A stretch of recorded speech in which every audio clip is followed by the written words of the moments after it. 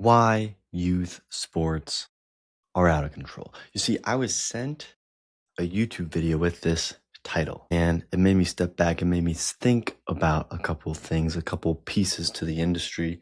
And first and foremost, I do not agree with that title. I think it is one of the most fun things that can happen. But let's dive into it. And if you are new here, welcome to the Mental Performance Playbook, where we are breaking down elite mental strategies and delivering them in actionable exercises for us to apply immediately. Brought to you by The Athlete's Health. My name is Gabe Rummel, founder of TAH, The Athlete's Health, and creator of this Mental Performance Playbook to give out these free resources, knowledge, let you soak it in, let you use it. And then if you're ever interested, check out any of our free training sessions, schedule them in the link below. And if you like this, go ahead, give it a 5-star review, give it a like, give it a thumbs up, whatever platform you are on, give it the follow, the subscribe, and stay tuned for more episodes coming out. But let's dive into this. You see, I'm coming from the angle that youth sports is not the problem. The trajectory of it is not the problem. The pressure is, and the pressure is not a bad thing. That's the key here. The pressure is not a bad thing in these youth sports. I think it's actually amazing to have, but it's what we're going to do with it. So let's dive into this. We got 3 sections that we're going to walk in. At the end of it, in section 3, we're going to go through our 3C framework and give you some ideas that you can implement if you're the parent in your club program, in your club team with your athlete, or if you're just watching this as the athlete yourself, that you can try out and think about next time you're in your tournament or your game. So first off, let's get into this actual video and what is actually happening in it. You see, this video explains a very real youth sports trend. It's saying that the youth sports has become a big business. And I mean, that's not false.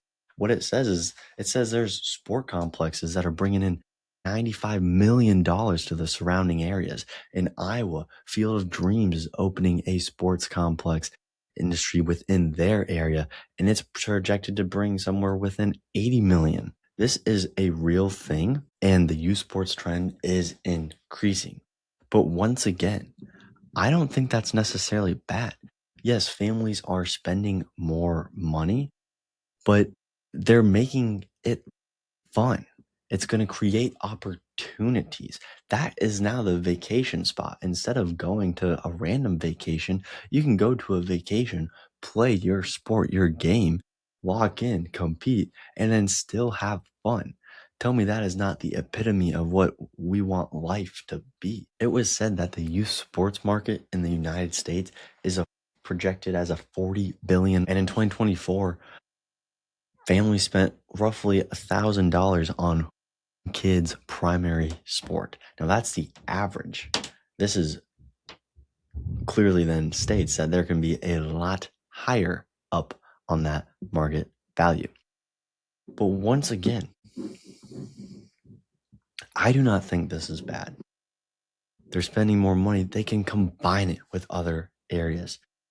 Yes, there might be business sides to it, but it's not bad. There is one thing that is missing from it.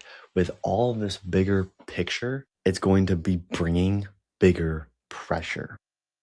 And that is about the one piece that I want us to really hone in on in this video, this episode, and how we can handle this.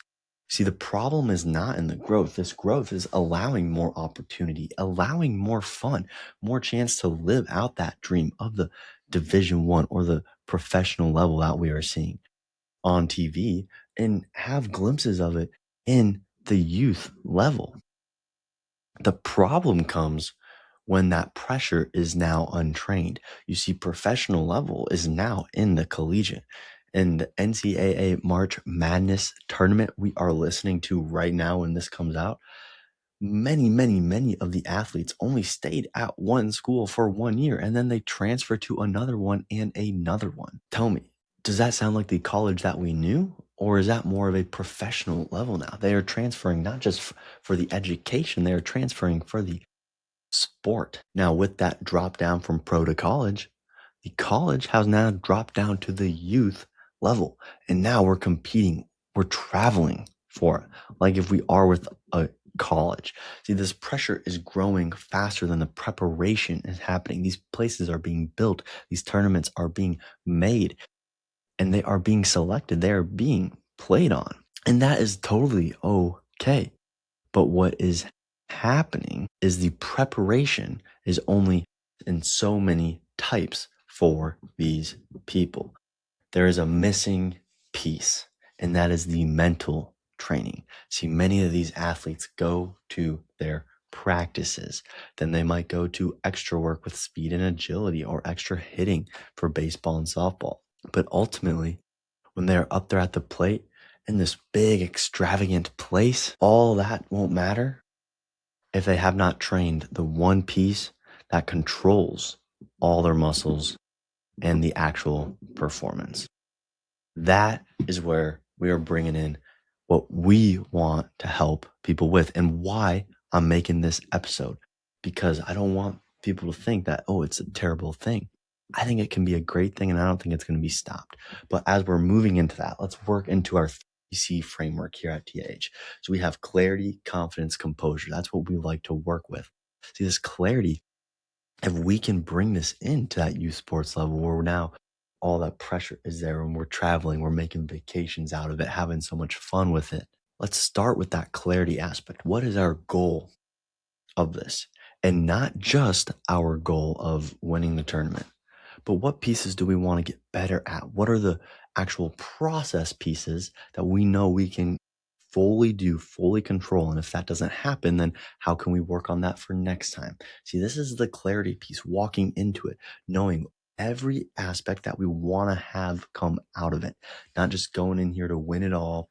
And if we lose, we're a sad sack of potatoes, but actually what is mattering, what we are learning from this, what we are taking into the next tournament, how we can implement this. And that's not even just the 45-minute earful on the car ride back to the hotel or back to home, which it would probably, by how some of these are being made, it would be about a 10-minute walk back to the hotel. But what it actually could be is listing through it, maybe using our Oreo exercise of, okay, in this game, what did we do well? What could we do a little better for next time? And how are we going to do it? And then after that, eat it. It's gone. It's away. We go enjoy the rest of the time. We have fun with it. We put the pressure away. We have the pressure there. We stack our confidence, knowing that confidence comes from the trust in our work. But how do we actually have that happen? Is it from past performance accomplishments? Is it from all the reps that we've done? Is it the skill execution? Can we funnel this in from the day before into the day of, into the moments before we're even up to bat or up to swing or up to run? Understanding the second C, the confidence. See, we can train these up, and now all of a sudden we can implement these skills and all the other aspects too that we have when we go back home and we go back to school, or then eventually when we graduate. See, these mental training skills, eventually the sport may stop, but these will continue and continue and continue. To one of the last C's, the composure piece, helping athletes reset under the pressure. So when we're actually there and when the big lights are on it, and literally the big lights, can we handle that pressure? How do we do that? Let's walk through one of our resets, like a visual reset from last time, from Spot the Surge. Check that one out, where we are now having that place in play.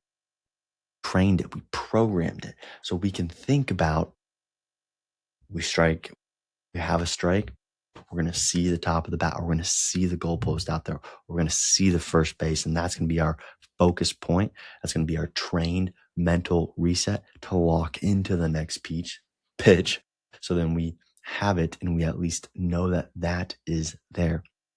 These are our 3 C's to then ultimately have the mental training help us enjoy the process, enjoy the time, have fun with it, and not just cry and sulk after the strikeout or after the loss, but actually understand, to reassess at the end of this, reevaluate, and move into the next one stronger, both in our game, in our skills, and in our mental skills and our mental preparation and where we are moving next with it. See, this mental training will help athletes not just in that sport, but in life too. But all of that comes from when we are looking at youth sports not being the problem, at when it's growing, as it's expanding, we have these great opportunities to know that that is totally okay to have, but to understand what we can do with it, how we can train it, the pieces we actually need for it. And that is what I leave you to think about. You can watch this video. I linked it in the description below. I think it's very important, but I think one of the pieces that was left out in the video, that missing piece, is that it was mostly negative towards youth sports. It was not showing the positive, the fun that can have with it. And with that, what needs to be done to make it fun, to handle the pressure so we can enjoy it the most that we want it to be.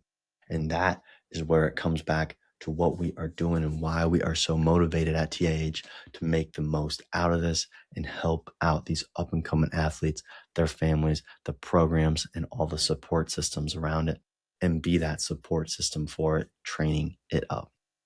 If you liked this episode, please give it a share. Give it a 5-star review, give it a thumbs up, subscribe, share this with someone. Otherwise, my name is Gabe. Check out some of our free resources at TH down below, and we will catch you this upcoming Thursday with a guest episode, and then next week on our next individual mental performance playbook episode, and we'll see you then. Peace.